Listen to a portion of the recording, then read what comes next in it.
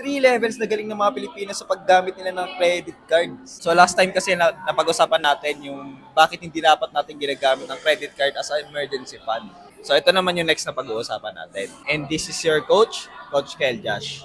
Unang levels, mga noob, no, hindi alam kung paano gamitin, hindi alam paano gumagana yung credit card. Halimbawa, hindi nagbabayad ng on time, nagbabayad ng below minimum required na bayaran, at nagwi-withdraw ng cash gamit ang credit card. Guys, pag yun yung mga bagay na ginawa mo, malaki yung mga penalties, fees, at interest rates na binabayaran mo, na pinagkakitaan ka ng bangko.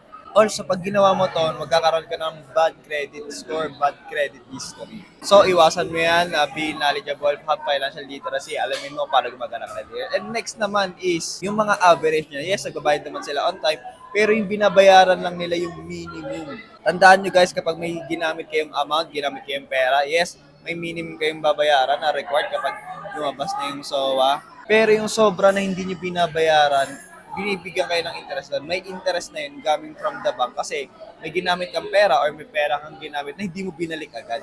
So, ganyan ginagawa ng mga average credit card users na puro minimum lang binabayaran tapos nagugulat sila habang ulit every month, every quarter, pataas ng pataas yung kailangan nilang bayaran. Tandaan guys, minimum lang kasi yung binayad mo, hindi mo binayaran ng buo. At ito na, yung mga matatalino, mga mauutak talaga na ginamit nila yung credit card nila hindi para sila pagkakitaan ng bangko, kundi pagkakitaan yung bangko, magkaroon ng mga points, magkaroon ng access sa mga lounge or mga freebies. So anong ginagawa ng mga taong to? Nagbabayad din sila ng on time at nagbabayad sila ng full. Kung magkano yung ginamit nila, magkano yung binawas sila sa credit, sabi natin, 50,000 ang nagamit mo, yun at yun din yung babayaran mo pagkalabas ng SOA. So dahil dyan, hindi ka nagbabayad ng interest. At syempre, dahil ginamit mo yung credit card, meron kang points na nakukuha na kadalasan, pwede mo rin siya ma-convert into cash or kung ano mang mga benefits o mga freebies nila. So too good to be true ba yun? Paano kikita yung bangko, di ba? Tandaan nyo guys, kumikita ang bangko kahit ganito yung ginagawa mo dahil binabayaran sila ng mga merchants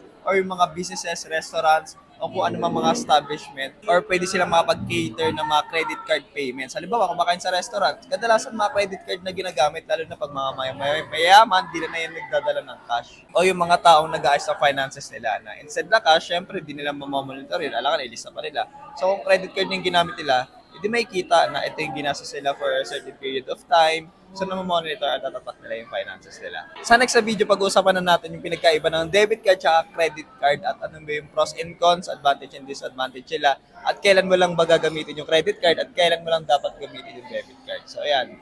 Ano ba yung matalinong decision tungkol dyan.